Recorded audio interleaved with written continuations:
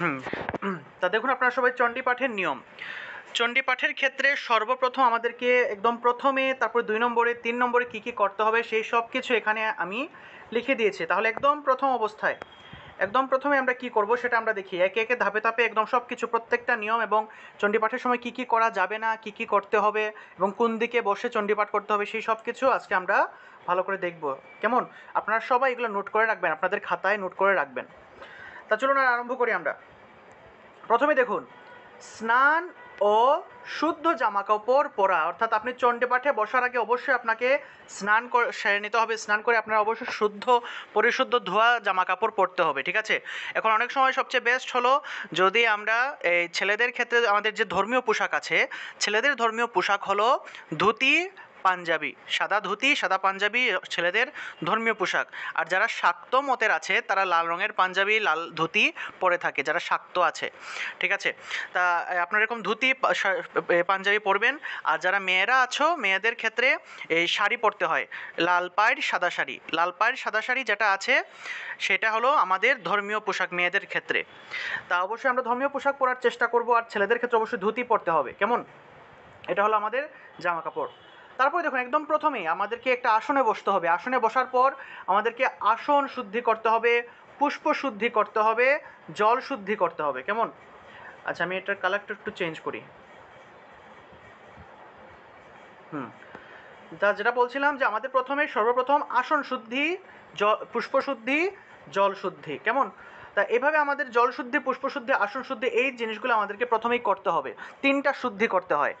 যে চণ্ডী পাঠে বসার পরে প্রথমে আমাদেরকে 3টা জিনিস শুদ্ধি করতে হয়, অর্থাৎ আপনাকে জল শুদ্ধি করতে হবে। একটা পাত্রের মধ্যে জল নিতে হয় এবং সেই পাত্রকে আসলে আচমনের পাত্র বলা হয়ে থাকে। চণ্ডী পাঠের ক্ষেত্রে আচমন করা হয়ে থাকে। আর সে আচমনের করার জন্য জলের প্রয়োজন হয় এবং যে জল দিয়ে আমরা আচমন করব সে আচমনের জলটাকে আমাদেরকে শুদ্ধিকরণ করে নিতে হবে। তা আমরা প্রথমেই কি করব, জল শুদ্ধি, পুষ্প শুদ্ধি, আসন শুদ্ধি, কেমন? সর্বপ্রথম জল শুদ্ধি করাটা সবচেয়ে বেস্ট। একদম প্রথমে জল শুদ্ধি করবেন, 2 নম্বরে পুষ্প শুদ্ধি করবেন, 3 নম্বরে আসন শুদ্ধি করে নেবেন, এইভাবে।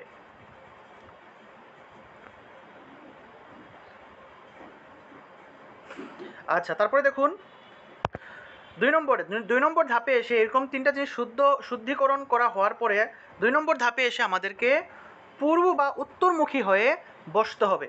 অর্থাৎ আমরা যখন চণ্ডী পাঠ করব আমাদেরকে অবশ্যই পূর্ব দিকে বা উত্তর দিকে মুখ করে বসতে হবে, কেমন? অর্থাৎ আমাদের সামনে মনে করেন যে মা দুর্গা আছেন, দুর্গা মা যদি পূর্ব দিকে যদি থাকেন তাহলে তো আমরা পূর্ব দিকেই বসলাম বা উত্তর দিকেই বসলাম। অর্থাৎ আমরা সবসময় মনে রাখবেন, আপনি যদি দুর্গা মায়ের সামনেও যদি চণ্ডী পাঠ নাও করেন, যদি বাড়িতে যদি এমনিতে যদি চণ্ডী পাঠ করেন, অবশ্যই আপনাকে পূর্ব বা উত্তরমুখী হয়ে বসে তারপরে চণ্ডী পাঠ করতে হবে, কেমন? এটা হলো চণ্ডী পাঠের একটা বিশেষ নিয়ম। হয় উত্তরমুখী হবেন অথবা পূর্ব দিকে মুখ করে চণ্ডী পাঠ করতে হবে। তারপরে 3 নম্বর যে নিয়ম সেটা হলো আচমন করা। অর্থাৎ আমরা দেখবেন যে কোনো পুজো পাঠের আগে, সেটা যে কোনো পুজো করার আগে বা যে কোনো ধরনের মাঙ্গলিক কাজের আগে কিন্তু আমাদেরকে আচমন করে নিতে হয়। আচমনের মাধ্যমে আমরা আমাদের দেহ এবং আমাদের মনটাকে শুদ্ধিকরণ করে নিই। তা আমাদেরকে অবশ্যই আচমন করতে হয় এবং এই আচমন করার জন্য জলের প্রয়োজন হয়। আর সেই জলটাই কিন্তু আমরা এখানে শুদ্ধিকরণ করতে হয়, অর্থাৎ যে জল আমরা শুদ্ধ করব সেই জল দিয়েই আসলে আচমনটা সম্পন্ন করতে হয়। আপনাদেরকে আমি এই যে জল শুদ্ধি, পুষ্প শুদ্ধি, আচমন, এই আসন শুদ্ধি, এগুলো সব কিছু দেখাবো, কেমন? আসন শুদ্ধির জন্য একটা ভিডিও রেডি করে আপনাদেরকে দিয়ে দেবো, আপনারা ভিডিওটা দেখে নেবেন। আর পুষ্প শুদ্ধি, জল শুদ্ধি, আচমন এগুলো আপনাদেরকে আমি ভিডিওতে দেখিয়ে দিব, কেমন? তারপরে দেখুন পুষ্প অর্পণ করতে হয়। আচমন করার সাথে সাথে আমাদেরকে পুষ্প অর্পণও করে নিতে হবে, অর্থাৎ আপনি চণ্ডীর মধ্যে একটু পুষ্প অর্পণ করবেন, অর্থাৎ চন্দন লাগিয়ে পুষ্প বা ফুলের মধ্যে চন্দন লাগিয়ে আপনি পুষ্প অর্পণ করবেন। এই পুষ্প অর্পণের নিয়মটা আপনাদেরকে আমি দেখিয়ে দেবো, কোনো সমস্যা নেই। পুষ্প অর্পণ কীভাবে করবেন, পুষ্প শুদ্ধি কীভাবে করবেন, জল শুদ্ধি কীভাবে করবেন, আসন শুদ্ধি কীভাবে করবেন, আচমন কীভাবে করবেন, এই প্রত্যেকটা জিনিসই আপনাদেরকে শেখানো হবে, কেমন? অর্থাৎ চণ্ডী পাঠের ক্ষেত্রে একদম প্রথম থেকে শেষ পর্যন্ত যা কিছু করতে হয় সেই সব কিছু আপনাদেরকে এই কোর্সে আমরা শেখাবো। তাই দেখুন, তাহলে আমরা 1 নম্বরে কী জানলাম? 3টা জিনিস শুদ্ধি। 2 নম্বর ধাপে কীভাবে বসতে হয় সেটা জানলাম। 3 নম্বর ধাপে আমাদেরকে আচমন করতে হবে, পুষ্প অর্পণ এগুলা করতে হবে, কেমন? তারপরে দেখুন 4 নম্বর ধাপে আসে আমরা মূল চণ্ডী পাঠটা আরম্ভ করব, অর্থাৎ ওম নমঃ চণ্ডিকাবৈ নমঃ। এই এই এই মন্ত্রটা আমরা 3 বার বলতে হবে। ॐ नमः चण्डिकावै नमः। ॐ नमः चण्डिकावै नमः। ॐ नमः चण्डिकावै नमः। এভাবে আমরা তিনবার ওম নমঃ চণ্ডিকাওই নমঃ তিনবার পাঠ করব। তারপরে চণ্ডীর ধ্যান অর্থাৎ ওম নমঃ চণ্ডিকাওই নমঃ তিনবার বলে চণ্ডী পাঠটা আসলে আরম্ভ করতে হয়। তারপরে আমরা চণ্ডীর ধ্যান, আপনারা চাইলে চণ্ডীর ধ্যান পাঠের আগে আপনারা অঙ্গন্যাস করন্যাস করে নিতে পারেন। চণ্ডীর ধ্যান পাঠের আগে এখানে চাইলে আপনারা একটু লিখে রেখে দিতে পারেন। আপনারা সবাই লিখে রেখে দিন যে চণ্ডীর ধ্যান শুরু করার আগে আপনারা অঙ্গন্যাস করন্যাস করতে পারেন। কেমন? অঙ্গন্যাস করন্যাস যে কোনো পুজোর আগে, গীতা পাঠের আগে, চণ্ডী পাঠের আগে করা যায়। এটা হলো আমাদের 5টা আঙ্গুলের 5টা মন্ত্র বলতে হয়, 5টা অঙ্গ স্পর্শ করে মন্ত্র বলতে হয়, এগুলোকে অঙ্গন্যাস এবং করন্যাস বলে থাকে। ঠিক আছে, তাই এইভাবে আমরা অঙ্গন্যাস করন্যাস করে নিতে পারি। আপনারা লিখুন, এই যে 4 নম্বর ধাপের পরে এখানে অঙ্গন্যাস করন্যাস লিখে রেখে দিন। এখানে আসলে লেখা হয় নাই, আপনারা এখানে অঙ্গন্যাস করন্যাসটা লিখে রেখে দিন। আপনারা চাইলে অঙ্গন্যাস করন্যাস করতে পারেন। অঙ্গন্যাস করন্যাস করার পর তারপর চণ্ডীর ধ্যান পাঠ করবেন 5 নম্বর ধাপে। শ্রী শ্রী চণ্ডীর ধ্যান, অর্থাৎ দেখবেন চণ্ডী যখন আপনি পাঠ করবেন, চণ্ডীর সামনের দিকে প্রথম দিকে আপনারা চণ্ডীর ধ্যান পেয়ে যাবেন। গীতা পাঠের ক্ষেত্রেও কিন্তু আমাদেরকে গীতার ধ্যান পাঠ করতে হয়। ঠিক আছে, তাই এইভাবে আমরা চণ্ডীর ধ্যান পাঠ করব। চণ্ডীর ধ্যান পাঠের পর আমাদেরকে দেবী সূক্ত পাঠ করতে হবে। দেবী সূক্ত চণ্ডীর মধ্যে আপনারা পেয়ে যাবেন, দেবী সূক্ত নামে কিছু দেখবেন মন্ত্র আছে। দেবী সূক্ত পাঠের পর আমাদেরকে অর্গলা স্তোত্র পাঠ করতে হবে। ঠিক আছে, রূপম দেহি, জয়ম দেহি, যশো দেহি, দ্বিষুজহি, এরকম অনেক ধরনের মন্ত্র, অনেক সুন্দর সুন্দর মন্ত্র, এগুলো আপনারা শুনেছেন কিন্তু বিভিন্ন জায়গায়। এগুলো অর্গলা স্তোত্রের মন্ত্র এগুলা। এরকম আমাদেরকে অর্গলা স্তোত্র পাঠ করতে হবে। তারপর দেবী কবচ বা চণ্ডী কবচ পাঠ করতে হবে। এরকম আপনারা পেয়ে যাবেন, চণ্ডীর মধ্যে আছে দেবী কবচ, চণ্ডী কবচ, এরকম দেবী কবচ বা চণ্ডী কবচ বলা হয়ে থাকে। তাই এই মন্ত্রগুলো পাঠ করতে হবে। তারপরে কিলক স্তবের এই মন্ত্রগুলো পাঠ করতে হবে। ঠিক আছে, এগুলো প্রত্যেকটা কিন্তু আলাদা আলাদা প্রত্যেকটা জিনিস। ঠিক আছে, দেবী সূক্ত অনেকগুলো মন্ত্র আছে, অর্গলা স্তোত্রের অনেকগুলো মন্ত্র আছে, দেবী কবচ বা চণ্ডী কবচের অনেকগুলো মন্ত্র আছে, কিলক স্তবেরও মন্ত্র আছে। তা দেখবেন প্রতিবার 7 নম্বর ধাপে প্রতিবার পাঠের শুরু ও শেষে আমাদেরকে ঘন্টা বাজাতে হয়। অর্থাৎ হাতে একটা ঘন্টা নিয়ে বসবে না, যে হাত দিয়ে যে ঘন্টা বাজায় না, ছোট ঘন্টা যে হাতের মধ্যে নিয়ে বসে ঠাকুরমশাই যখন পুজো করে তখন দেখবেন হাত দিয়ে ঘন্টা বাজিয়ে বাজিয়ে কিন্তু পুজো করে, ঠিক না? ঠিক একইভাবে আপনি যখন চণ্ডী পাঠ করবেন তখন চণ্ডীর কোনো একটা জিনিস যখন আরম্ভ করবেন, মনে করেন যে দেবী সূক্ত আপনি আরম্ভ করেছেন, দেবী সূক্ত আরম্ভের সময় একবার ঘন্টা বাজাবেন, আবার দেবী সূক্ত যখন পাঠের শেষ পর্যায়ে যখন শেষ মন্ত্রটা পাঠ করছেন তখন আবার একটু ঘন্টা বাজাবেন। একইভাবে যখন অর্গলা স্তোত্র আরম্ভ করছেন তখন অর্গলা স্তোত্র আরম্ভের সময় প্রথম মন্ত্র যখন পাঠ করছেন তখন আপনি একটু ঘন্টা বাজালেন, অর্থাৎ শুরুর সময় একটু ঘন্টা বাজালেন, তারপর একদম শেষের মন্ত্র যখন আবার পাঠ করছেন তখন আবার একটু ঘন্টা বাজালেন। ঠিক আছে, অর্থাৎ প্রথম মন্ত্র পাঠের সময় ঘন্টা বাজালাম, তারপরে ঘন্টা বাজানো বন্ধ করে দিয়ে তারপরে সবগুলো মন্ত্র পাঠ করলাম, শেষের দিকে যখন আবার শেষ মন্ত্রে চলে আসলাম তখন আবার একটু ঘন্টা বাজিয়ে সেটার কি সমাপ্তি করলাম। এইভাবে শুরু এবং শেষে প্রতিবার পাঠের শুরু এবং অর্থাৎ প্রত্যেকটা জিনিস পাঠের শুরুতে এবং শেষে আমাদেরকে ঘন্টা বাজাতে হয়। এটা গীতা পাঠের ক্ষেত্রেও কিন্তু বিভিন্ন অনুষ্ঠানে দেখা যায় ঘন্টা বাজানোর রীতি রয়েছে, বা ঘন্টা বাজানোটা কিন্তু অনেক ভালো। ঠিক আছে, তা আমরা ঘন্টা বাজাবো। তারপরে দেখুন 8 নম্বর ধাপে আমাদেরকে অবশ্যই একটি অধ্যায় সম্পূর্ণ পাঠ করতে হবে।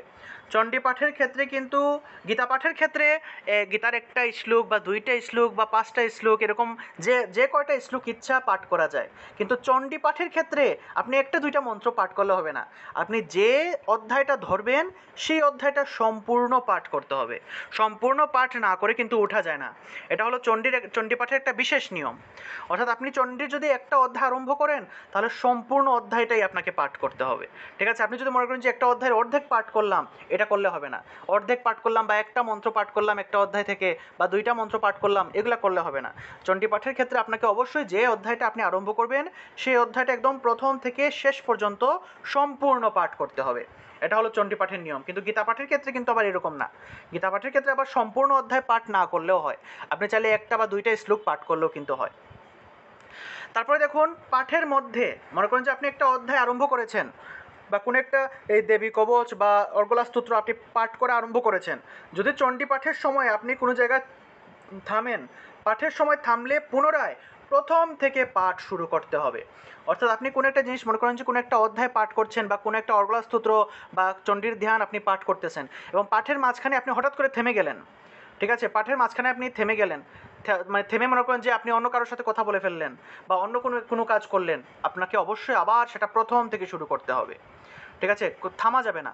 আপনি একদম প্রথম থেকে শেষ পর্যন্ত একটা চ্যাপ্টার বা একটা অধ্যায় আপনি যদি শুরু করেন সম্পূর্ণটা পাঠ করবেন, পাঠ করে শেষ করবেন, ঠিক আছে, কখনো থামবেন না।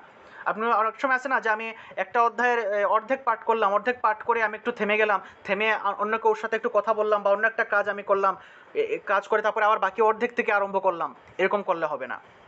আপনাকে অবশ্যই একদম প্রথম থেকে শেষ পর্যন্ত একসাথে পাঠ করতে হবে এবং পাঠের মধ্যে কখনো থামা যাবে না, ঠিক আছে। যদি থামেন, বাই চান্স কখনো কোনো কারণে যদি আপনি থেমে যান, তাহলে আবার সেটা প্রথম থেকে শুরু করতে হবে। তারপরে দেখুন পরিশেষে মনে করেন যে আপনি চণ্ডীর অধ্যায় পাঠ করেছেন, চণ্ডীর অধ্যায় পাঠের পরিশেষে আপনাকে অবশ্যই কি ক্ষমা প্রার্থনা মন্ত্র পাঠ করতে হবে। চণ্ডীর পাঠের শেষের দিকে আমাদেরকে অবশ্যই চণ্ডীর যে ক্ষমা প্রার্থনা মন্ত্র অনেকগুলো আছে, চণ্ডী পাঠের শেষের দিকে দেখবেন, চণ্ডীর শেষের দিকে দেখবেন অনেকগুলো ক্ষমা প্রার্থনার মন্ত্র আছে, প্রত্যেকটা চণ্ডীর লাস্টের দিকে পাওয়া যায়। এই ক্ষমা প্রার্থনার মন্ত্রগুলো পাঠ করতে হয়, কারণ চণ্ডী পাঠের ক্ষেত্রে আমাদের কিন্তু স্বাভাবিকভাবে আমরা যেহেতু মানুষ মাত্রই ভুল, আমাদের কিন্তু ভুল হবেই, স্বাভাবিক, অনেক উচ্চারণে ভুল হয়ে থাকে, বিভিন্ন কারণে আমাদের ভুল হয়ে থাকে। সেজন্য সেই সব ভুলের জন্য আমরা দেবী মায়ের কাছে ক্ষমা প্রার্থনা করব। সেজন্য চণ্ডী পাঠের শেষে ক্ষমা প্রার্থনার অনেকগুলো মন্ত্র আছে, সেগুলো আপনারা পাঠ করবেন। এগুলো আপনাদেরকে দেখিয়ে দেবো, কোনো সমস্যা নাই। চণ্ডীর একটা অধ্যায় আপনাদেরকে পাঠ করা শেখাবো, তারপর ক্ষমা প্রার্থনার মন্ত্রগুলোও শেখাবো। এখানে যা কিছু আছে প্রত্যেকটা জিনিস, এই যে দেবী সূক্ত শেখানো হবে, অর্গলা স্তোত্র সবগুলা সম্পূর্ণ অর্গলা স্তোত্র শেখানো হবে, দেবী কবচ এগুলো শেখানো হবে, কিলক স্তব শেখানো হবে, প্রত্যেকটা মন্ত্র ধরে ধরে আপনাদেরকে শেখাবো। তারপর চণ্ডীর ধ্যান, এগুলো প্রত্যেকটা মন্ত্র ধরে ধরে শেখাবো। সেজন্য আপনাদেরকে অবশ্যই ধৈর্য ধরে এগুলো শিখতে হবে, কেমন? তা এইভাবে আমরা 10টা ধাপে চণ্ডী পাঠ কি করতে পারি। অর্থাৎ একদম প্রথম থেকে আমি আবার বলি, আসন একদম আসনে বসে আমাদেরকে অবশ্যই যখন বসবো আমরা উত্তরমুখী হব অথবা পূর্ব দিকে মুখ করে আমরা বসবো। আসনে বসার পর আমরা সর্বপ্রথম জল শুদ্ধি করব, পুষ্প শুদ্ধি করব, তারপর যে আসনটাতে বসেছি সেই আসনটা শুদ্ধিকরণ করব, তারপর আমরা আচমন করব, তারপরে আমরা চণ্ডীর মধ্যে পুষ্প অর্পণ করব, অর্থাৎ চণ্ডীর মধ্যে একটু আমরা ফুল দিব আর কি, এই যে চন্দন লাগিয়ে একটু পুষ্প দিব। তারপরে 4 নম্বর ধাপে এসে আমরা ওম নমঃ চণ্ডিকাওই নমঃ এটা বলে আমরা চণ্ডী পাঠ আরম্ভ করব। তারপর আমরা অঙ্গন্যাস করন্যাস করব, ঠিক আছে, এটা লিখে নিয়ে নেন, আপনারা খাতার মধ্যে লিখে নেন যে চণ্ডীর অঙ্গন্যাস করন্যাস, চণ্ডী পাঠের শুরুতে অঙ্গন্যাস করন্যাস করব, তারপরে চণ্ডীর ধ্যান পাঠ করব, তারপরে দেবী সূক্ত, অর্গলা স্তোত্র, দেবী কবচ, তারপরে কিলক স্তব, এই প্রত্যেকটা জিনিস আমাদেরকে একে একে পাঠ করব। এগুলো পাঠ না করে কিন্তু চণ্ডীর অধ্যায় পাঠ করলে হবে না, এগুলো প্রত্যেকটা জিনিস পাঠ করতে হবে। এগুলো পাঠ করার শেষে, প্রথমে এবং শেষে, এগুলো প্রত্যেকটা জিনিস পাঠের শুরুতে এবং শেষে আমাদেরকে ঘন্টা বাজাতে হবে, কেমন? তারপর মনে করেন যে চণ্ডীর একটা অধ্যায় আপনি আরম্ভ করছেন, সেই অধ্যায়ের শুরুতে এবং শেষে অবশ্যই আমাদেরকে ঘন্টা বাজাতে হবে, কেমন? তারপরে তারপরে একটা চণ্ডীর একটা অধ্যায় আপনি চাইলে চণ্ডীর একটা অধ্যায় পাঠ করতে পারেন, 2টা অধ্যায় পাঠ করতে পারেন, 3টা অধ্যায় পাঠ করতে পারেন। চণ্ডীর মধ্যে তো 13টা অধ্যায় আছে, এখন আপনার যে কয়টা অধ্যায় আপনার ইচ্ছে আপনি পাঠ করতে পারেন, তবে মিনিমাম একটা অধ্যায় আপনাকে সম্পূর্ণ পাঠ করতেই হবে। মনে করেন যে আপনি এই চণ্ডী পাঠে বসেছেন, এখন এই যে অষ্টমীর দিন বা সপ্তমীর দিন আপনি দেবী মায়ের সামনে বা সামনের দুর্গাপূজায় আপনি দেবী মায়ের সামনে চণ্ডী পাঠ করতে বসেছেন, এখন আপনি একদম প্রথম থেকে সব কিছু পাঠ করে করে এসেছেন। মনে করেন যে ধ্যান পাঠ করেছেন, ধ্যান, দেবী সূক্ত, অগ্রাস্তোত্র, চণ্ডীর কবচ, কিলক স্তব, অঙ্গনাশ করণাশ সব কিছু আপনি পাঠ করেছেন, ঠিক আছে। পাঠ করে তারপর যখন আপনি অধ্যায়ে আসবেন তখন কিন্তু সম্পূর্ণ চণ্ডী যে পাঠ করতে হবে এরকম না, চণ্ডীর 13টা অধ্যায় যে পাঠ করতে হবে এরকম না, যে কোনো একটা অধ্যায় অথবা 2টা অধ্যায়, 3টা অধ্যায়, যে কয়টা অধ্যায় আপনার ইচ্ছা আপনি পাঠ করতে পারেন। তবে চণ্ডীর মধ্যে বিশেষ 4টি অধ্যায় অনেক গুরুত্বপূর্ণ, অনেক সুন্দর, অনেক ভালো আর কি, অনেক মাহাত্ম্যপূর্ণ 4টা অধ্যায় আছে। সেই 4টা অধ্যায় আমি আপনাদেরকে দিব, সেই 4টা অধ্যায়ের মধ্যে কী কী আছে, দেবীর স্তুতি আছে, সেগুলো আমি আপনাদেরকে দেবো কোন কোন অধ্যায় এবং কোন কোন অধ্যায়ে কী স্তুতি আছে সেটা আমি আপনাদেরকে দিয়ে দিব, কেমন? তা আপনারা চাইলে 4টা অধ্যায়, সেই 4টা গুরুত্বপূর্ণ 4টা অধ্যায় আপনারা পাঠ করতে পারেন, ঠিক আছে। আবার চাইলে একটা অধ্যায় আপনারা পাঠ করতে পারেন, তবে সম্পূর্ণ পাঠ করতে হবে। যে অধ্যায় আপনি পাঠ করেন না কেন অবশ্যই সম্পূর্ণরূপে পাঠ করতে হবে, কেমন? তারপরে দেখুন পাঠের মধ্যে যদি থামেন তাহলে আবার প্রথম থেকে শুরু করতে হবে এবং শেষের দিকে চণ্ডী পাঠ যখন একটা অধ্যায় পাঠ করে ফেলেছেন শেষে আপনাকে অবশ্যই কি ক্ষমা প্রার্থনার মন্ত্র পাঠ করতে হবে। তারপরে দেখুন আমরা কিছু বিশেষ নিয়ম দেখি এখানে। চণ্ডী পাঠের সময় কোনো কথা বলা যাবে না, ঠিক আছে? যদি আপনি কোনো কারণে কথাবার্তা বলেন তাহলে আবার প্রথম থেকেই শুরু করতে হবে। চণ্ডী পাঠের সময় কোনো কথা বলা যাবে না, এটা অনেক স্ট্রিক্ট একটা নিয়ম, ঠিক আছে? তারপরে দেখুন অন্যমনস্ক হওয়া যাবে না। মনে করেন যে আপনি চণ্ডী পাঠ করছেন, আপনাকে এক মনে এক ধ্যানে চণ্ডী পাঠ করতে হবে। যেহেতু এটা মা দুর্গার স্তুতি, আমরা মা দুর্গার এখানে আমরা আরাধনা করছি চণ্ডী পাঠের মাধ্যমে, সেহেতু অবশ্যই সেটা মন দিয়ে করতে হবে, অন্যমনস্ক হওয়া যাবে না। শুধুমাত্র চণ্ডী না, যে কোনো পুজো পাঠের ক্ষেত্রে, গীতা পাঠ হোক, চণ্ডী পাঠ হোক, যে কোনো পুজো করলেও আমরা কিন্তু কখনো যেন অন্যমনস্ক না হই। তারপরে মেরুদণ্ড সোজা রেখে বসতে হবে, এটা খুবই গুরুত্বপূর্ণ। আমাদেরকে অবশ্যই মেরুদণ্ড সোজা রেখে বসতে হবে, এরকম বাঁকাতেরা হয়ে বসলে হবে না, একদম সোজা হয়ে বসবেন। তারপর নিদ্রা ও তন্দ্রা দ্বারা অভিভূত হওয়া যাবে না, অর্থাৎ অনেক সময় আছে না যে আমাদের ওই যে আমরা একদম মানে ঘুম ঘুম ভাব নিয়ে আমরা বসেছি, এরকম করলে হবে না। আমরা স্নান করে একদম ফ্রেশ মাইন্ডে আমাদেরকে কি বসতে হবে, যেন আমাদের নিদ্রা যেন বা ঘুম ঘুম ভাব যেন না আসে। তারপরে হাতে নিয়ে মাটিতে বা মাটির পাত্রের উপর রেখে পাঠ করা যাবে না, অর্থাৎ চণ্ডী কখনো হাতে নিয়ে পাঠ করা যাবে না, কোনো একটা বস্তু বা কোনো একটা জিনিসের উপরে রেখে পাঠ করতে হবে। অর্থাৎ কোনো একটা মনে করেন চৌকির উপরে বা কোনো একটা আধারের উপরে বা সাবিত্রীর উপরে রেখে পাঠ করতে পারেন, কিন্তু কখনো হাতে নিয়ে বা মাটিতে রেখে বা মাটির কোনো পাত্রের উপরে রেখে চণ্ডী পাঠ করা যাবে না। অনেক সময় অনেকে আছেন হাতে নিয়ে চণ্ডী পাঠ করেন, হাতে নিয়ে চণ্ডী পাঠ করা ঠিক নয়, কিন্তু এটা করা যাবে না, এটা নিয়মের মধ্যে পড়ে না। তারপরে চণ্ডী পাঠের সময় হাই তোলা, এই যে বললাম না যে আমরা ঘুম আসলে আমাদের ঘুম ঘুম ভাব আসলে আমরা হাই তুলি, তো এরকম হাই তোলা যাবে না। তারপরে থুতু ফেলা যাবে না, অন্য বিষয়ে কথা বলা ইত্যাদি থেকে বিরত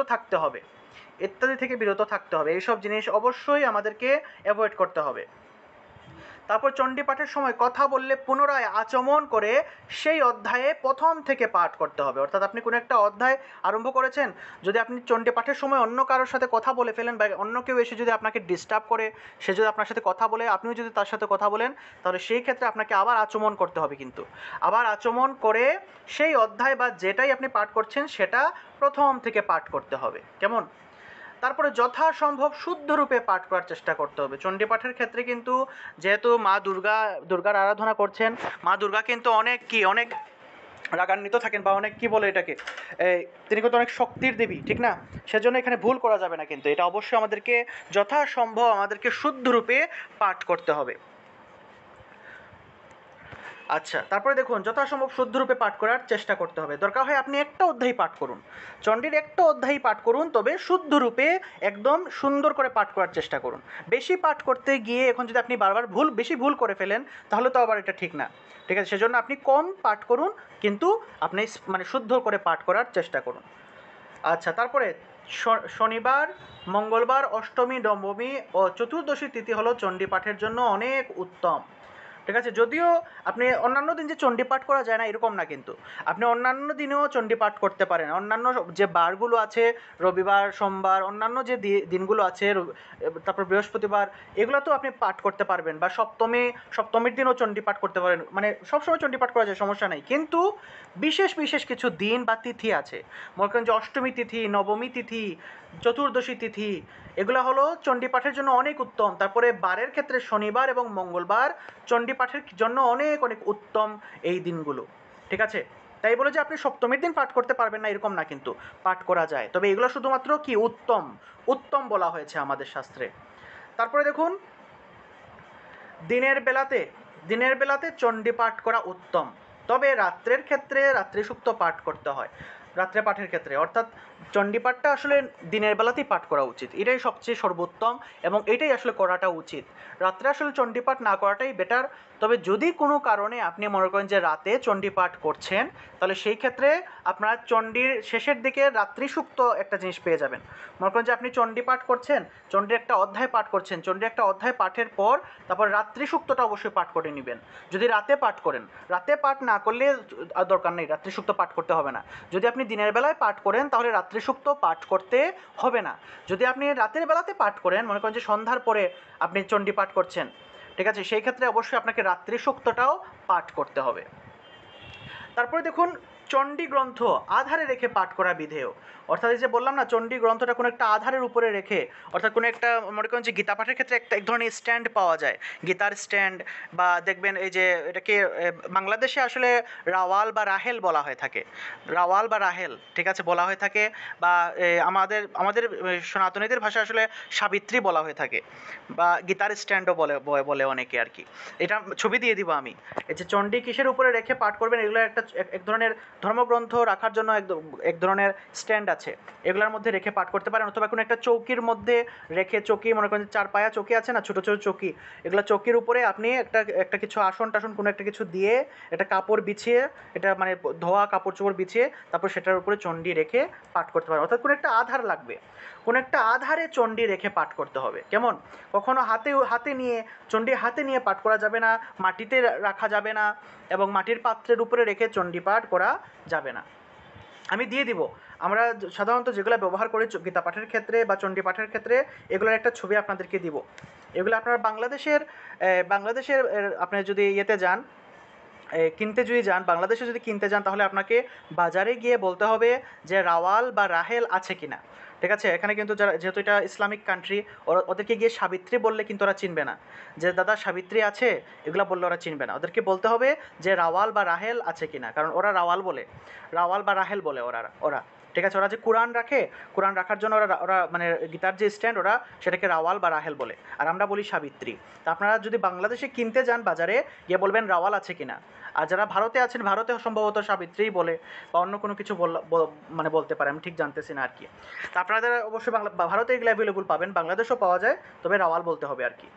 তারপর দেখুন, মনে মনে পাঠ না করে উচ্চারণ সহকারে পাঠ করা উত্তম। মনে মনে পাঠ না করে, অর্থাৎ অনেক সময় আছেন আমরা মনে মনে পাঠ করছি, কিন্তু এরকম করা যাবে না। অবশ্যই আমাদেরকে জুড়ে জুড়ে পাঠ করতে হবে, উচ্চারণ করে করে। চণ্ডীর যে মন্ত্রগুলো আছে এগুলো উচ্চারণ করে করে একদম জুড়ে জুড়ে পাঠ করতে হবে। কেমন? এগুলা মনে মনে একদম নীরব হয়ে পাঠ করলে হবে না, এটা কিন্তু নিয়ম না। নিয়ম হলো গিয়ে আপনি জুড়ে জুড়ে পাঠ করবেন একদম শক্তি দিয়ে। এবং চণ্ডী পাঠের একটা বিশেষ নিয়ম হলো, আপনি একদম কী বলবো এটারে, আপনি চণ্ডী পাঠের যে সুর, সেই ক্ষেত্রে আপনাকে অবশ্যই সেটা বজ্রকণ্ঠ হবে। চণ্ডী পাঠের ক্ষেত্রে আপনাকে শক্তি নিয়ে পাঠ করতে হবে, যেহেতু আপনি শক্তির আরাধনা করছেন, বজ্রকণ্ঠে পাঠ করতে হবে। দেখবেন চণ্ডীপাঠ কোনো জায়গায় শুনলে, বা যে বিভিন্ন জায়গায় যে আপনারা যে রেকর্ডিং শুনেন না, টিভিতে যে চণ্ডীপাঠগুলো শুনেন, দেখবেন উনি কিন্তু গীতার মতো কিন্তু চণ্ডীপাঠ উনি কিন্তু করে না। গীতাপাঠ একরকম, গীতা হলো গান, গীতা শব্দের অর্থ হলো গান, গীতা হলো শ্লোক, ঠিক আছে। গীতাপাঠটা আসলে গানের মতো করে সুর দিয়ে করা হয়, কিন্তু চণ্ডীর ক্ষেত্রে যে সুর বা যেটা আছে সেটা হলো বজ্রকণ্ঠে চণ্ডী পাঠ করতে হবে, একদম শক্তি দিয়ে। আসলে আপনার কণ্ঠের মধ্যে একদম বজ্রের কণ্ঠ হবে। আমি একটু আপনাদেরকে শোনাই কীরকম চণ্ডী পাঠ করতে পারেন। এই যে চণ্ডীর যদি আমরা প্রথম দ্বিতীয় অধ্যায় বা তৃতীয় অধ্যায়ের যদি আমরা 5টা শ্লোক বা 2টা শ্লোক যদি পাঠ করি, 2টা মন্ত্র যদি পাঠ করি, তাহলে এইভাবে পাঠ করতে পারি। ॐ नमः चण्डिकायै नमः। ॐ नमः चण्डिकायै नमः। ॐ नमः चण्डिकायै नमः। श्री श्री चण्डी मध्यमचरित्र तृतीय अध्याय महिषासुरवध। ॐ ह्रीं ऋषिरुवाच निहन्यमानमतत्सैन्यम् अवोलुक्य महासुरः सेनानीश्चक्षुरोकुपाद ययो युद्धम् अथोऽम्बिकं सो देवीं शरवर्षेण ववर्षो समरे ओसुरः यथा मेरुगिरे शृङ्गं तुयो वर्षेण तो यदः तस्य छित्त्वा ततो देवी लीलो वैवो शरत्करान् जघान तुर्गान् वाणिर्यन्तारं चैव वाजिनं चिच्छेद च धनो सध्वजं चौति समुच्छ्रितं विव्याध चैव गात्रेषु छिन्नधन्वाणमाशुगैः। আমি এই 5টা মন্ত্র পাঠ করলাম আর কি, 1 থেকে 5 পর্যন্ত তৃতীয় অধ্যায়ের। তা এই যে দেখলেন যে আমি পাঠ করলাম না, এটা হলো বজ্রকণ্ঠ বলা হয়। অর্থাৎ এইভাবে আসলে একটু শক্তি দিয়ে চণ্ডী পাঠ করতে হবে। আর নর্মালি আমরা যে গীতা পাঠ করি, আপনারা যে আমার গীতা পাঠগুলো শুনেছেন বিভিন্ন জায়গায়, গীতা পাঠ একরকম, চণ্ডী পাঠ আরেক রকম। চণ্ডী পাঠ এবং গীতা পাঠ দুইটা একদম ভিন্ন স্টাইলে পাঠ করতে হয়। তাই এগুলো আপনাদেরকে দেখাবো, কোনো সমস্যা নেই। তাই চণ্ডী সবসময় মনে রাখবেন যে বজ্রকণ্ঠে চণ্ডী পাঠ করতে হয়, যেহেতু এটা শক্তির আরাধনা, সেজন্য একটু মনের শক্তি নিয়ে পাঠ করতে হবে। কণ্ঠের মধ্যে শক্তি নিয়ে একদম জোরে জোরে উচ্চারণ সহকারে, জোরে জোরে উচ্চারণ করে চণ্ডী পাঠ করতে হবে। ঠিক আছে, আপনারা কি বুঝতে পেরেছেন? আমি মোটামুটি একটা হালকা ধারণা দেওয়ার চেষ্টা করেছি আর কি, মানে চণ্ডী কীভাবে পাঠ করতে হয় সেটা একটা হালকা একটা ধারণা দেওয়ার চেষ্টা করেছি। আপনারা বুঝতে পেরেছেন কি না একটু দেখবো।